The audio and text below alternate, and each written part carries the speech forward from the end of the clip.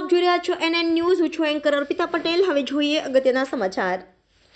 જૂનાગઢ શહેરના ખામધ્રોળ વિસ્તારમાં રોડ વચ્ચેના ડિવાઈડર સાથે એક વ્યક્તિનું બાઇક અથડાયું હતું, જેના સીસીટીવી ફૂટેજ સામે આવ્યા છે.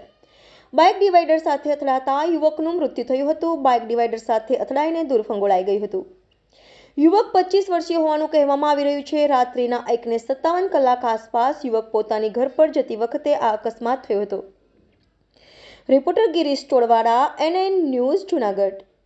દર્શક મિત્રો, તમારી આસપાસ બની રહેલી અવનવી ઘટનાઓ વિશે જાણવા માટે NN ન્યૂઝને લાઇક કરો, શેર કરો, સબસ્ક્રાઇબ કરો અને બેલ આઇકન પ્રેસ કરો, જેથી આપને નોટિફિકેશન્સ મળતી રહે.